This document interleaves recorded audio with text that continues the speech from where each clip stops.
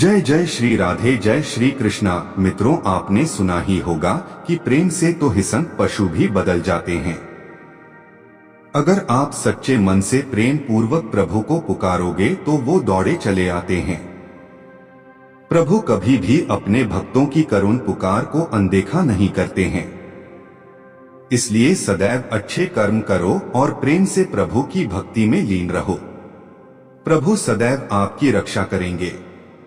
मित्रों, यदि भगवान की कृपा किसी व्यक्ति पर हो जाए और प्रभु का आशीर्वाद जिसको भी प्राप्त हो जाए तो उसके लिए जीवन में कुछ भी असंभव नहीं होता। एक सच्चा भक्त जो अपने पूर्व जन्म के कर्मों के बावजूद भगवान की कृपा से अपनी आस्था को बनाए रखता है, वो सदैव ही प्रसन्न रहता है। नमस्कार मित्रों, आपका स्वागत है हमारे चैनल अकेला प्राणी मोटिवेशनल में।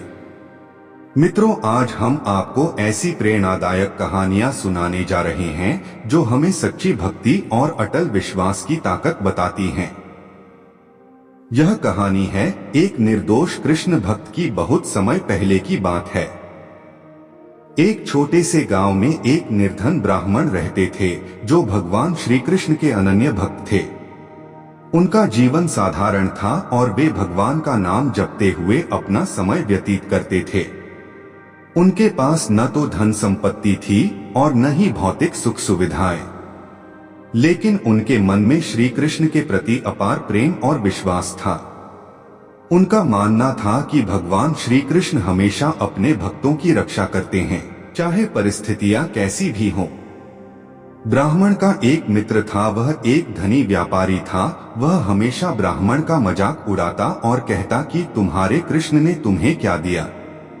तुम्हारे पास न भोजन है न वस्त्र हैं, फिर भी तुम उनके भक्त हो। ब्राह्मण शांत रहते और मुस्कुराकर कहते, भगवान कृष्ण जो करते हैं वह हमारे हित में होता है, हमें सिर्फ उन पर विश्वास रखना चाहिए। एक दिन उस व्यापारी ने ब्राह्मण की भक्ति की परीक्षा लेने का निश्चय किया। उसने सोचा कि अगर ब्राह्मण को कुछ कष्ट होगा तो वह अपने भगवान को दोष देगा और उसकी आस्था टूट जाएगी। उसने एक चाल चली और ब्राह्मण को कुछ सोने के सिक्के देकर कहा, यह लो, यह तुम्हारे लिए है, इसे रख लो ताकि तुम्हारे कुछ कष्ट दूर हो सकें।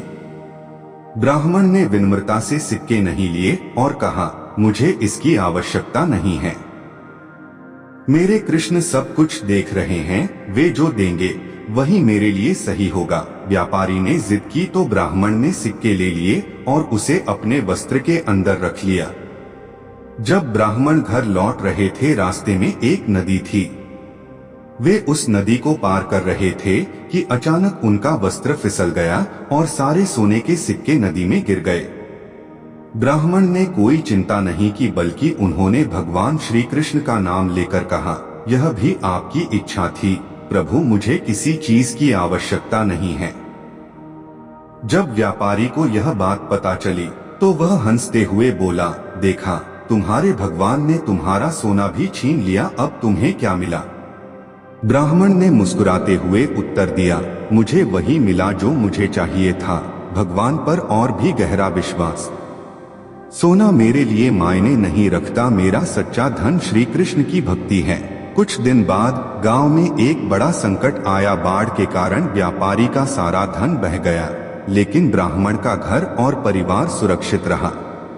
तब व्यापारी को एहसास हुआ कि भौतिक संपत्ति क्षणिक होती है, लेकिन भगवान में विश्वास स्थायी होता है। इस कहानी से हमें यह सीखने को मिलता है कि भगवान के प्रति सच्ची आस्था और भक्ति ही हमारे जीवन का असली धन है। भौतिक संपत्ति और धन संपत्ति तो अस्थायी होते हैं, लेकिन भगवान पर विश्वास और समर्पण अटूट होते हैं। संकट के समय भी भगवान अपने भक्तों की रक्षा करते हैं। हमारे जीवन में कैसी भी परिस्थिति क्यों न हो, भगवान पर पूर्ण विश्वास और धैर्य बनाए रखना चाहिए, क्योंकि वही हमारे सच्चे मार्गदर्शक हैं। मित्रों, अब मैं आपको एक और कहानी सुनाता हूँ। यह कहानी है एक कसाई की जिसका नाम सदना कसाई था। सदना कसाई ने सच्ची भक्ति और भगवान के गुणगान से यह सिद्ध कर दिया कि भगवान अपने सच्चे भक्तों का कभी साथ नहीं छोड़ते। आइए सुनते हैं पूरी कहानी और जानते हैं कि कैसे एक वेद और शास्त्रों को पढ़ने वाले एक ब्राह्मण का पुनर्जन्म एक कसाई के रूप में हुआ और कैसे उनकी भक्ति ने उन्हें भगवान के अनमोल प्रेम और कृपा का पात्र बनाया। काशी के एक वेद पाठी सदाचारी ब्राह्मण से गोमाता के प्रति एक अपराध हो गया। एक गाय भागती हुई उनके पास से गुजरी, तभी एक आदमी जो उसके पीछे भाग रहा था उनके पास आया और पूछा, क्यों पंडित जी, इस गली से कोई गाय अभी अभी गई है क्या? ब्राह्मण देवता ने अपने हाथ से संकेत कर दिया कि इस तरफ गई है। उस रास्ते पर जाकर उस आदमी ने उस गाय को पकड़ लिया और उसका वध कर दिया। वह आदमी नर पिशाच यानी कसाई था जो गौ हत्या करके अपनी जीविका चलाता था। इस पाप के कारण वेद पाठी ब्राह्मण को अगले जन्म में कसाई के घर जन्म लेना पड़ा, परंतु पूर्व जन्म के वेद पाठन और पुण्य कर्मों के कारण वह कसाई भी उदार, दयावान और सदाचारी था। आठ परिवार का पालन पोषण करने के लिए वह मांस को बेचता था, पर किसी भी जीव पर हिंसा नहीं करता था। पूर्व जन्म की सेवा ठाकुर जी की कृपा उस पर बनी हुई थी, इसलिए उसकी भगवत भजन में बड़ी निष्ठा थी। वह बहुत ईमानदार था और भगवान के नाम कीर्तन में मस्त रहता था। यहाँ तक कि मांस को काटते बेचते हुए भी वह भगवान का नाम गुनगुनाता रहता था। एक दिन वह अपनी ही धुन में कहीं जा रहा था कि उसके पैर से कोई पत्थर टकराया। वह रुक गया और उसने देखा कि एक काले रंग का गोल पत्थर से उसका पैर टकरा गया है। उसने वह पत्थर उठा लिया और जेब में रख लिया, यह सोचकर कि यह मांस तौलने के काम आएगा।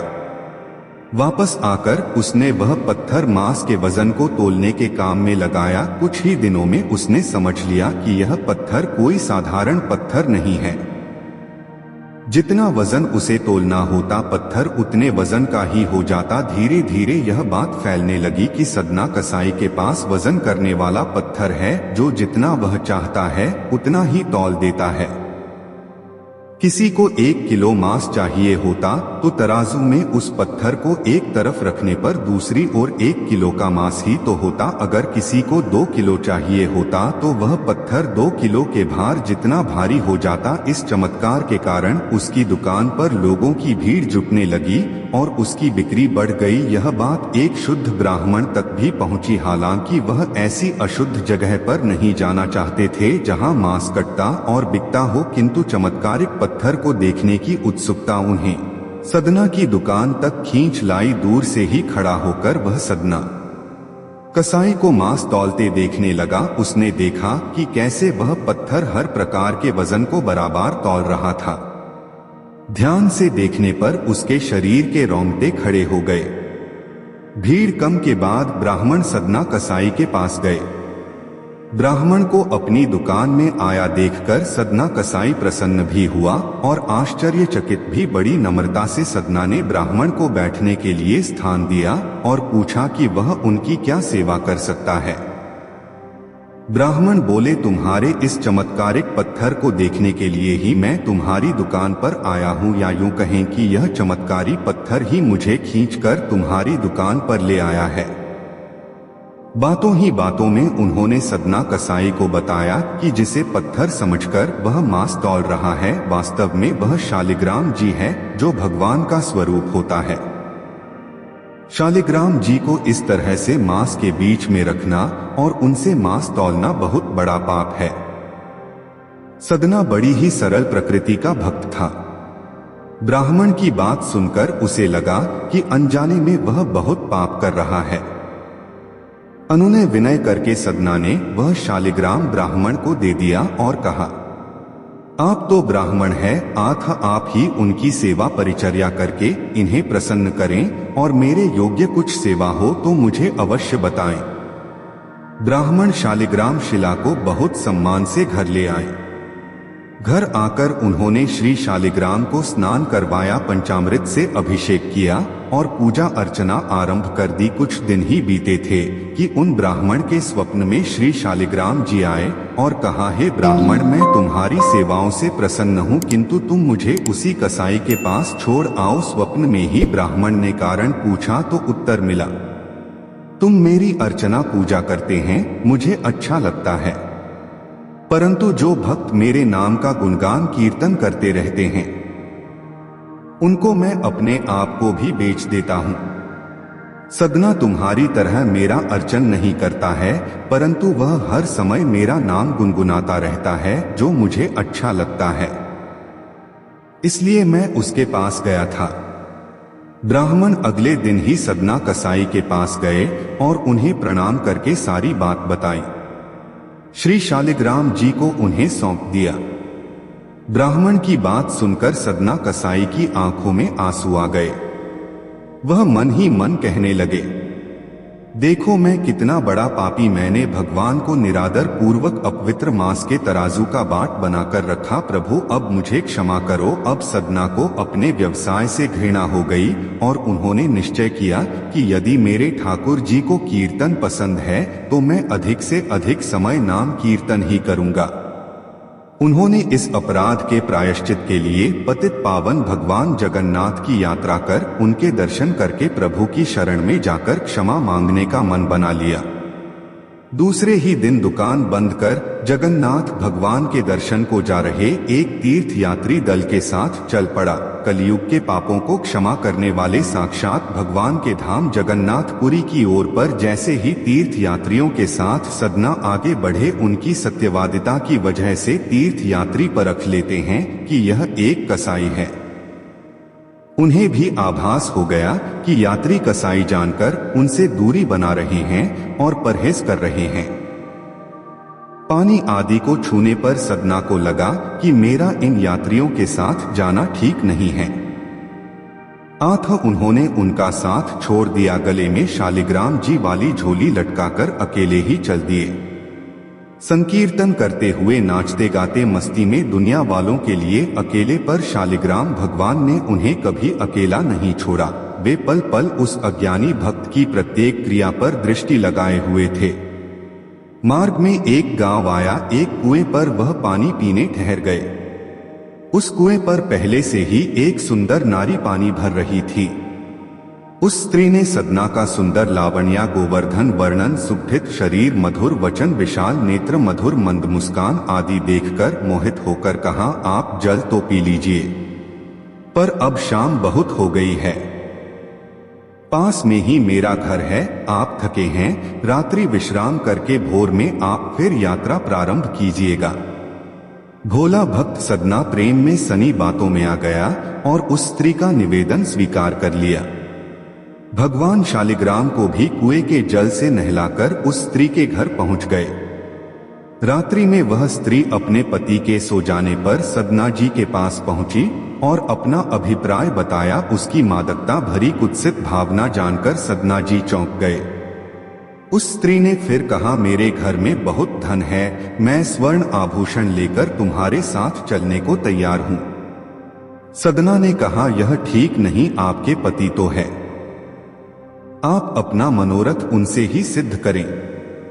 उस कामुक स्त्री ने समझा कि सदना उसके पति को बाधक समझ रहे हैं, इसलिए उस स्त्री ने अपने सोते हुए पति की गला रेत कर हत्या कर दी। यह सब देखकर सदना जी हक्के बक्के रह गए और भयभीत हो गए। इसके बाद भी सदना जी को अपने रूप जाल में फंसता ना देखकर वह स्त्री त्रिया चरित्र दिखाकर जोर जोर से चिल्लाने और रोने लगी, हाय, इस यात्री को मैंने घर में ठहरने की जगह दी, इसलिए इसने मेरे घर में चोरी कर धन चुराया और विरोध करने पर मेरे पति का गला रेत दिया। पास पड़ोस के लोग इकट्ठे हो गए और सदना को पकड़कर राजा के पास ले गए। राजा ने सदना को देखा तो उसके चेहरे से हत्यारे का भाव कहीं था ही नहीं। राजा ने सदना से पूछा, क्या तुमने इसके पति की हत्या की है?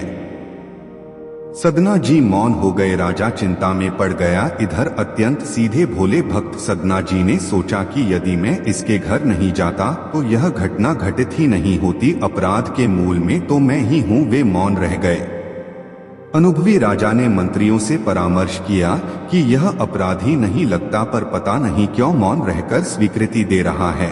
मैं हृदय से इसे अपराधी नहीं मान रहा हूं। अब आप लोग ही बताएं कि इसे क्या दंड दिया जाए। मंत्रियों ने कहा कि यदि वह स्वयं प्रतिवाद नहीं करता तो दंड तो अनिवार्य है, अन्यथा प्रजा में गलत संदेश चला जाएगा कि अपराधी को दंड नहीं मिला और जिससे राज्य में अपराध बढ़ जाएंगे। पर इसे आप मृत्यु दंड न देकर इसके वह हाथ कटवाने का आदेश दीजिए, क्योंकि जिन हाथों से इसने उस स्त्री के पति की गर्दन काटी थी उनको ही कटवा दिया जाए। अगले दिन भरी सभा में सदना जी का दाया हाथ काट दिया गया। सदना ने अपने पूर्वकृत पापों का परिणाम मानकर हाथ कट जाने पर कोई दुख नहीं किया और अपनी भगवान जगन्नाथपुरी की यात्रा पुनः प्रारंभ की। जब वह जगन्नाथपुरी के निकट पहुँचे तो भगवान जगन्नाथ जी ने अपने सेवक वहां के राजा को आज्ञा दी कि परम प्रिय भक्त सदना कसाई की सम्मान पूर्वक अगवानी करो और गाजे बाजे के साथ पालकी में बैठा कर ले आओ। जगन्नाथ जी की आज्ञा पालन के लिए सदना जी ने पालकी में बैठना स्वीकार किया और सभी भक्तों के साथ कलयुग के पापों विनाशक परम पावन श्री जगन्नाथ भगवान के दर्शन किए। मित्रों, इस कहानी से हमें यह सीखने को मिलता है कि सच्चे मन से भगवान की भक्ति करने वाले को भगवान कभी नहीं छोड़ते। इसलिए हमें सदैव सच्चे मन से प्रभु भक्ति में लीन रहकर नाम जप करना चाहिए। मित्रों, सच्ची भक्ति को लेकर मैं आपको एक और प्रेरणादायक कहानी सुनाता हूँ। यह कहानी है धन्ना सेठ की, जिनकी भोली और निष्कपट भक्ति ने भगवान श्री कृष्ण को प्रकट होने के लिए मजबूर कर दिया। धन्ना सेठ का जन्म राजस्थान के एक जाट परिवार में हुआ था, जिनके पिता खासतौर से खेती और माता गौपालन करती थी। कहानी की शुरुआत उस वक्त से होती है जब एक दिन धन्ना जी के परिवार के कुलगुरु, जिनका नाम पंडित त्रिलोचन था, वे तीर्थ यात्रा करके लौटे और कुछ दिनों के लिए धन्ना जी के घर पर ही ठहरे। पंडित त्रिलोचन शालिग्राम भगवान की सेवा किया करते थे। वे बड़े ही भक्ति भाव से शालिग्राम शिला की सेवा करते, फूल अर्पित करते और उन्हें भोग लगाने के बाद ही भोजन ग्रहण किया करते थे। बालक धन्ना पंडित जी को यह सब करते हुए देखता था। उसे भगवान की सेवा होते देख उसे बहुत आनंद आता था। कुछ दिन बाद जब पंडित जी उनके घर से जाने लगे तो बालक धन्ना पंडित जी से शालिग्राम पत्थर लेने की जिद करने लगा और कहने लगा कि मुझे ठाकुर जी चाहिए। लेकिन पंडित जी ऐसे ठाकुर जी को कैसे दे सकते थे। धन्ना जी को उनके माता पिता ने बहुत समझाया, लेकिन वो नहीं माने। आखिर में यह तय हुआ कि यह तो छोटा सा बच्चा है, इसे क्या ही पता चलेगा कि आम पत्थर और शालिग्राम पत्थर में क्या अंतर होता है। और अगले दिन जब पंडित जी नदी में नहाने गए तो वहां से एक काला पत्थर ले आए और धन्ना जी से बोले कि मैं 2 ठाकुर जी लाया हूँ, एक बड़े वाले और दूसरा छोटे वाले, आपको कौन सा चाहिए। तब बालक धन्ना ने बड़े वाले ठाकुर जी मांग लिए। वही पत्थर जो पंडित जी नहाते वक्त नदी से लेकर आए थे और उस पत्थर को धन्ना जी को शालिग्राम ठाकुर जी बताकर दे दिया। ठाकुर जी को पाकर धन्ना जी बहुत खुश हुए और अपने साथ ही गाय चराने के लिए खेतों में लेकर जाने लगे। धन्ना जी की मां अक्सर उन्हें बाजरे की रोटी और गुड़ दिया करती थी। बालक धन्ना जी ने यह निर्णय किया कि अब वो भी पंडित जी की ही तरह ठाकुर जी को भोग लगाकर ही खाना खाएंगे। उन्होंने ने बड़े जोर जोर से आवाज लगाकर ठाकुर जी को भोग लगाया, लेकिन ठाकुर जी ने उनका भोग नहीं लिया। तब बालक धन्ना ने यह फैसला लिया कि जब तक ठाकुर जी प्रकट होकर उनका भोग ग्रहण नहीं करते तब तक वो भी खाना नहीं खाएंगे। जब ठाकुर जी ने भोग नहीं लगाया तो अन्ना जी ने शाम को वह रोटी गाय को खिला दी। 3 दिनों तक ऐसा ही चलता रहा। ना ठाकुर जी भोग लगाते और ना ही धन्ना जी भोजन ग्रहण करते। चौथे दिन धन्ना जी की माता जी फिर से रोटी लेकर आई तो धन्ना जी खेतों में जोर जोर से रोने लगे और ठाकुर जी से गुहार लगाने लगे। वे बोले, आप तो बड़े वाले ठाकुर जी हैं, आपको तो लोग रोज ही 56 भोग खिलाते होंगे। लेकिन मैं बालक 3 दिन से भूखा और परेशान हूँ। आपको मुझ बालक पर दया नहीं आती है क्या? मुझ पर दया करके ही थोड़ा भोग लगा लो जिससे मैं भी कुछ खा सकूं। क्योंकि पंडित जी ने कहा था कि आपको खिलाए बिना मुझे कुछ खाना था, इसलिए पहले आप खा लो, उसके बाद ही मैं खा सकूंगा। बालक धन्ना जी की भोलेपन से की गई प्रार्थना को सुनकर भगवान श्री कृष्ण साक्षात प्रकट हो गए। अपने ठाकुर जी को देखकर धन्ना जी बहुत प्रसन्न हो गए। उन्होंने ठाकुर जी को मां की दी हुई बाजरे की रोटी, साग और गुड़ खाने को दिया। ठाकुर जी बड़े चाव रोटी खाने लगे। 4 रोटियों में से 2 रोटी ठाकुर जी ने खा ली। जब ठाकुर जी तीसरी रोटी को खाने लगे तब धन्ना जी ने उनका हाथ पकड़ लिया और कहा, सारी रोटियां आप ही खा जाएंगे क्या? मुझे भी तो भूख लगी है। मैंने तो 4 दिनों से कुछ भी नहीं खाया, 2 रोटी आपने खा ली हैं, अब 2 रोटी तो मेरे लिए छोड़ दो। यह बात सुनकर ठाकुर जी मुस्कुराने लगे और बची हुई 2 रोटियां धन्ना जी ने खा ली जो ठाकुर जी ने छोड़ दी थीं। अब तो यह उनका रोज का नियम बन गया था। धन्ना जी जब गाय चराने जाते तो भोजन खेतों में जाकर ठाकुर जी के साथ ही करते। एक दिन ठाकुर जी ने धन्ना जी से कहा, तुम रोज मुझे रोटी खिलाते हो, मैं मुफ्त में रोटी नहीं खाना चाहता, इसलिए मैं तुम्हारा कोई काम कर दिया करूंगा। धन्ना जी ने कहा, मैं तो बालक केवल गाय ही चराता हूँ, मैं आपको क्या काम बता सकता हूँ। तब ठाकुर जी ने कहा, मैं तुम्हारी गाय ही चरा दिया करूंगा। उस दिन के बाद से ठाकुर जी बालक धन्ना जी की गाय चराने लगे। एक दिन धन्ना जी ने ठाकुर जी से पूछा, आप मुझे अपने हृदय से क्यों नहीं लगाते हैं?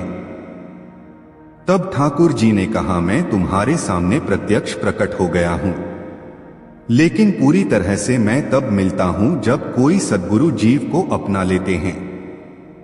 अभी तक तुमने किसी गुरु की शरण गति ग्रहण नहीं की है, इसलिए मैं तुम्हें अपने हृदय से नहीं लगा सकता। तब धन्ना जी बोले, मैं तो जानता भी नहीं कि गुरु किसे कहते हैं, फिर मैं किसे अपना गुरु बना? ठाकुर जी बोले, काशी में जगतगुरु रामानंदाचार्य मेरे ही स्वरूप में विराजमान हैं, तुम जाकर उनकी शरण ग्रहण करो। ठाकुर जी के कहे अनुसार धन्ना जी ने काशी जाकर श्री रामानंद आचार्य जी की शरणागति ग्रहण कर ली। उस समय धन्ना जी की आयु 15-16 वर्ष के आसपास थी। ठाकुर जी ने जब धन्ना सेठ को गले से लगाया, श्री रामानंदाचार्य जी ने धन्ना जी को अपने शिष्य के रूप में स्वीकार कर लिया और उन्हें आदेश दिया कि अब तुम अपने घर चले जाओ। धन्ना जी बोले, गुरुजी अब मैं घर नहीं जाना चाहता, तो आप मुझे घर जाने का आदेश क्यों दे रहे हैं? गुरुजी बोले, अगर तुम यहाँ रहकर भजन करोगे तो केवल तुम्हारा ही कल्याण होगा, लेकिन अगर तुम अपने घर जाकर खेती किसानी करते हुए अपने माता पिता की सेवा करते हुए भजन करोगे तो तुम्हारे साथ कई जीवों का उद्धार हो जाएगा। गुरुजी के आदेश पर धन्ना जी घर लौट आए। जैसे ही धन्ना जी घर पहुंचे, ठाकुर जी ने उन्हें अपने हृदय से लगा लिया। घर वापस आने के बाद धन्ना जी ने संत सेवा प्रारंभ की और सदैव संत सेवा में ही लगे रहते। जब भी उनके गांव में कोई साधु संत आते, धन्ना जी उन्हें अपने घर ले आते और प्रेम से उनकी सेवा करते, उन्हें भोजन कराते। संतों की सेवा करने के कारण अब उनके घर दूर दूर से साधु संत आने लगे। धन्ना जी उन सभी का बड़े प्रेम से सत्कार करते और सभी को प्रेम से भोजन कराते। एक बार धन्ना जी के पिता ने साधुओं को घर आने से रोका। धन्ना जी के पिताजी ने धन्ना जी से कहा, देखो हम लोग गृहस्थ लोग हैं, यदि महीने में एकाध बार कोई साधु आ जाए तो हम उनकी सेवा भी करते हैं और उन्हें भोजन भी करा दें, लेकिन तुम्हारी इन साधुओं से ऐसी दोस्ती हो गई है कि हर दूसरे दिन कोई न कोई साधु चला आता है और अपने साथ 1-2 को और ले आता है, यह ठीक नहीं है। हम अपनी खेती बाड़ी का काम करें या इन साधुओं की सेवा करें। तुम तो अभी बालक हो, कुछ कमाते हो नहीं, तुम्हारा पालन पोषण भी हम ही करते हैं और ऊपर से तुम साधुओं को बुलाते हो। इस प्रकार इन निठल्ले साधुओं की सेवा करना ठीक नहीं है। इसलिए एक बात कान खोलकर सुन लो, आज के बाद यदि तुम किसी साधु को घर लेकर आए तो मैं उन्हें घर में नहीं घुसने दूंगा। तुम्हें यदि साधु सेवा करनी है तो पहले कुछ कमाई करो, फिर अपनी कमाई से साधु सेवा करना। अपने पिताजी की बात सुनकर धन्ना जी उदास हो गए और चुपचाप खड़े हो गए। तब पिताजी ने धन्ना जी को डांटते हुए कहा, आज के बाद किसी साधु को घर में लेकर मत आना और कहाँ जाओ, खेतों में गेहूं बोकर आओ। खेत तैयार हैं, बोरी में बीज का गेहूं रखा है, इसे बैलगाड़ी में ले जाओ और खेत में बो दो। धन्ना जी ने बैलगाड़ी में गेहूं रख लिया और खेत में बोने के लिए चल दिए। धन्ना सेठ थोड़ी दूर ही चले थे, उन्हें मार्ग में 5-6 साधु संतों की टोली आती दिखाई दी। धन्ना जी ने बैलगाड़ी से उतरकर उन्हें साष्टांग प्रणाम किया। संतों ने धन्ना जी को आशीर्वाद दिया और पूछा, बेटा इस गांव में धन्ना जी का घर कौन सा है? वे जगतगुरु रामानंदाचार्य के शिष्य हैं और बहुत छोटी उम्र में ही उन्होंने भगवान का दर्शन प्राप्त कर लिया है। हम उनका दर्शन करना चाहते हैं। यह सुनकर धन्ना जी संकोच में पड़ गए और वे हाथ जोड़कर बड़ी विनम्रता से बोले, महाराज मुझे ही लोग धन्ना भगत कहते हैं। संत बोले, भगवान ने बड़ी कृपा की, हम जिनसे मिलने आए थे वे यहीं मिल गए। निश्चित ही आप ऐसे ही भक्त हैं जैसा आपके विषय में सुना था। कितनी विनम्रता है आप में, चलिए आपके घर चलते हैं, वहीं बैठकर आपसे चर्चा करेंगे। धन्ना जी ने सोचा, अभी पिताजी ने साधुओं को घर लाने के लिए मना किया है। यदि मैं खेतों में बीज बोने के बजाय इन साधु संतों को घर ले गया तो पिताजी आसमान सिर पर उठा लेंगे और इन साधुओं को भी भगा देंगे। तब धन्ना जी कुछ विचार करके बोले, महाराज अभी घर पर कोई नहीं है, मैं भी खेतों की तरफ जा रहा हूं, आप मेरे साथ वहीं चलिए। संत बोले, ठीक है, हमें तो आपसे मिलना था, अब आप जहां ले चले हम वहीं चले। फिर धन्ना जी उन सभी को अपने खेत ले गए। खेत में एक पेड़ के नीचे बने चबूतरे पर साधुओं को बैठाकर बोले, महाराज आप यहीं पर कुछ देर विश्राम कीजिए, तब तक मैं आपके भोजन की व्यवस्था करता हूँ। बैलगाड़ी लेकर धन्ना जी सीधे बनिए की दुकान पर पहुंचे। वहां पर उन्होंने बैलगाड़ी में जो बीज वाला गेहूं जो खेत में बोने के लिए रखा था उसे धन्ना जी बनिए को बेच दिया और उससे दाल बाटी चूरमा बनाने का सामान खरीद लिया। सामान लेकर धन्ना जी के खेत पर पहुंचे। वहां पर उन्होंने संतों के साथ मिलकर बहुत बढ़िया दाल बाटी और चूरमा का प्रसाद बनाया। भगवान को प्रसाद का भोग लगाने के बाद बड़े प्रेम से उन्होंने संतों को भोजन करवाया। इसी बीच भागवत चर्चा भी होती रही। संतों को भोजन करवाने के बाद बड़े प्रेम से उन्हें विदा भी कर दिया। संतों के जाने के बाद धन्ना जी सोचने लगे कि बीज वाले गेहूं को तो बेचकर संतों को भोजन करा दिया, अब खेत में क्या बोया जाए। अगर पिताजी से फिर से बीज मांगने गया तो पिताजी बहुत नाराज होंगे। यह सोचकर धन्ना जी ने बोरियों में रेत भर ली और आसपास के लोगों को दिखाने के लिए उस रेत को ही खेतों में बोने लगे। धन्ना सेठ ने गेहूं की जगह खेत में रेत बो रहे थे। धन्ना जी ने राम का नाम लेते हुए शाम तक बोरियों की सारी रेत खेत में डाल दी। आसपास के खेतों के किसान देख रहे थे कि धन्ना सेठ खेतों में गेहूं बो रहे हैं, परंतु वे तो खेतों में रेत बो रहे थे। रेत बोने के बाद धन्ना जी बड़े प्रसन्न मन से घर की ओर चल दिए।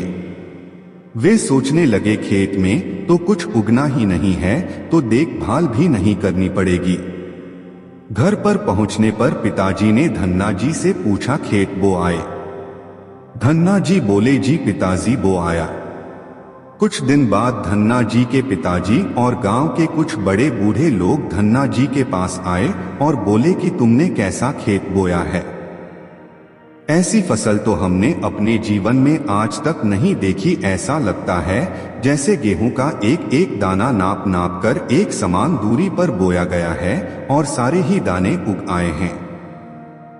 इतनी सुंदर फसल तो हमने आज तक नहीं देखी। यह सब तुमने कैसे किया? धन्ना जी सोचने लगे, ये सब उनको ताने मार रहे हैं, खेत में कुछ उगा ही नहीं होगा इसलिए ऐसी बातें बोल रहे हैं।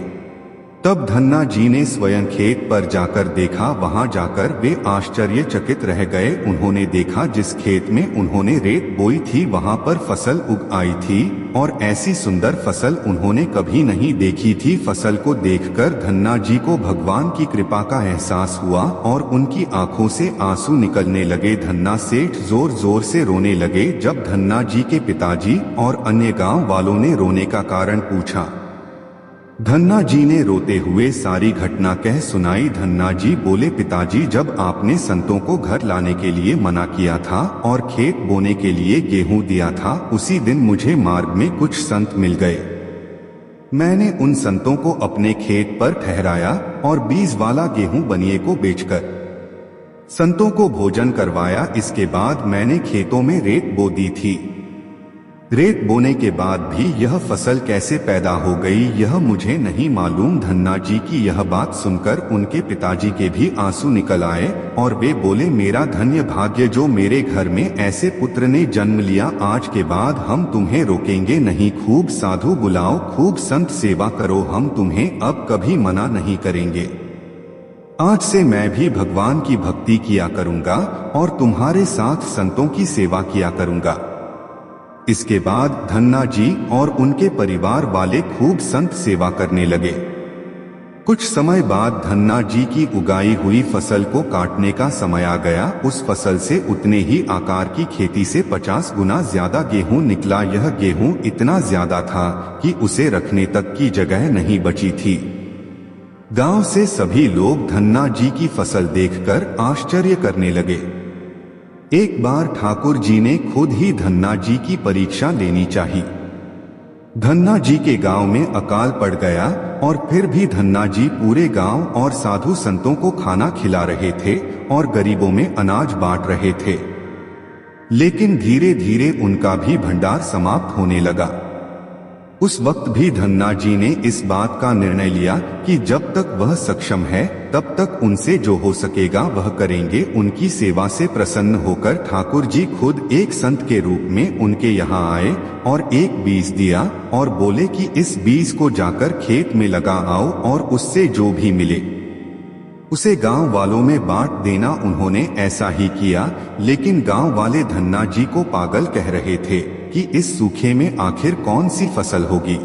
मगर जब फसल हुई तो लोगों के आश्चर्य का ठिकाना ना रहा। खेतों में फसल लहलहा रही थी। एक दिन ऐसा आया जब धन्ना जी के खेतों में लगी फसल पक गई। धन्ना जी के खेत में बड़े बड़े तुम्बा के फल दिख रहे थे। धन्ना जी ने सोचा, अब दान करने को तो कुछ है नहीं, अब इन तुम्बा से कमंडल बनाकर संतों को दिया करेंगे। धन्ना जी ने खेतों में लगे सभी तुम्बा के फल तोड़कर घर ले आए। घर आकर जैसे ही उन्होंने एक तुम्बा के फल को कमंडल बनाने के लिए काटा तो उन्होंने देखा कि तुम्बा के फल में हीरे मोती जवाहरात और कीमती रत्न भरे हुए थे। तुम्बा के फल को कीमती रत्नों से भरा देखकर वे आश्चर्यचकित रह गए। उनके पास तो तुम्बा की पूरी फसल थी।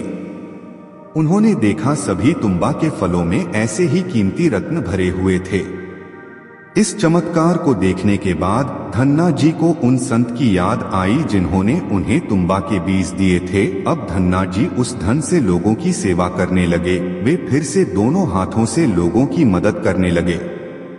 उस समय वह अकाल कई वर्षों तक चला। अकाल के समय धन्ना जी ने अपने घर में और आसपास के कई गांवों में लंगर शुरू करवा दिया। आसपास के सैकड़ों गांवों के लाखों लोग वर्षों तक धन्ना जी के लंगर में तीनों समय भोजन किया करते थे।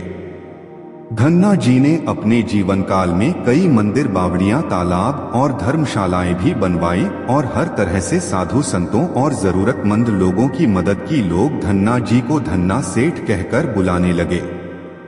धन्ना जी जैसा धनी आज तक कोई नहीं हुआ। वे धन और मन दोनों के ही धनी थे। आज भी उनके ही नाम पर धनी लोगों को धन्ना सेठ की उपमा दी जाती है।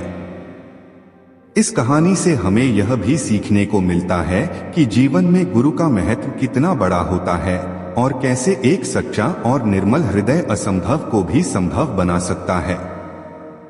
आत्मज्ञान और प्रायश्चित से पापों का निवारण संभव है। कठिन परिस्थितियों में भी ईमानदारी और सच्चाई का मार्ग नहीं छोड़ना चाहिए, क्योंकि भगवान सच्चे भक्तों की हमेशा रक्षा करते हैं। मित्रों, आज के वीडियो को यहीं पर विराम देते हैं। अगर आपको ये वीडियो पसंद आया हो, कृपया लाइक अवश्य करें और अपने दोस्तों और रिश्तेदारों को भी शेयर करें। साथियों, इस वीडियो से आपको क्या सीख मिली, ये कमेंट करके अवश्य बताना। मुझे आपके कमेंट्स का इंतजार रहता है और मैं आपके हर कमेंट का जवाब देने का प्रयास करता हूं। साथियों, अगर आपको वीडियो पसंद आया हो तो कृपया कमेंट बॉक्स में जय श्री राधे जय श्री कृष्णा अवश्य लिख दें। साथियों, अगर आपको वीडियो से कुछ सीखने को मिला हो तो हमारा चैनल लाइक, शेयर व सब्सक्राइब करना न भूलें। आप हमेशा स्वस्थ रहें, खुश रहें व मस्त रहें, यही प्रभु से प्रार्थना है। जय जय श्री राधे जय जय श्री कृष्णा।